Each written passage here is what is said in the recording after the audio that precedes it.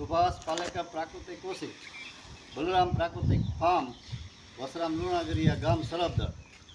આજે અમે મગફળીનું વાવેતર કરીએ તો આ મગફળીને જે મુખ્ય મહત્ત્વ બીજનું એ હોય કે એને બીજ સંસ્કાર કરવા પડે. તો અમે આજે આ જો બીજામૃત લઈ અને બીજ સંસ્કાર કરવાની તૈયારી. આ અમારું બીજામૃત તૈયાર થઈ ગયેલું છે. બીજામૃતમાં 5 લીટર ગૌમૂત્ર, 5 લીટર ગોબર, 5 કિલો ગોબર, 20 લીટર પાણી ને 50 ગ્રામ ચૂનું 24 કલાક આ રાખી દેવાનું. પછી ગરણેથી ગાળીને રાખી દો એટલે આ તૈયાર થઈ ગયું બીજામૃત. આજે અમે આ બીજામૃતનો પટ આપી દઈએ એટલામાં.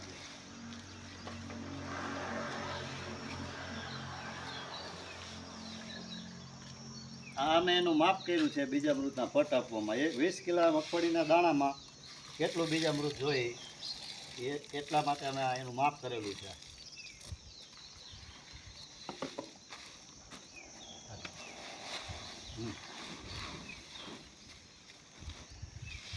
આ રીતે બીજામૃત ઉપર છાંટી અને આ રીતે બરોબર એને મિક્સ કરવાનું છે.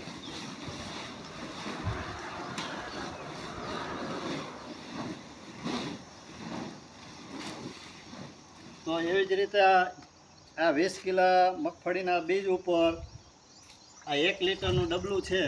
1 લીટર બીજામૃત પર્યાપ્ત થઈ રહે, બરોબર માપનું થાય. 20 કિલોએ 1 લીટર બીજામૃતનું જોઈએ. એક વિશેષમાં ખાસ નોંધ કરવા જેવી બાબત છે કે આ એક નવી હિસ્ટ્રી છે. આ યજ્ઞની ભસ્મ, યજ્ઞની રાખ કે દેશી ગાણા, દેશી છાણા અને પંચભૂતાના લકડાથી ઘી, જવ, હોમ, હવનથી બનેલી આ રાખ છે. યજ્ઞ મહાયજ્ઞ થતા હોય એની અમે રાખ ભેગી કરી છે. બીજામૃતનો પટ આપ્યા પછી અમે એને એક રાખનો પટ આપવાના છે. આ પણ એક ઔષધિ રૂપ છે આ રાખ. આનું પણ બહુ મહત્ત્વ છે ખેતીમાં. તો અમે એક આ રાખનો પણ અમે 1 ગ્લાસ, 20 કિલો 1 ગ્લાસ રાખનો પટ આપવાના છે.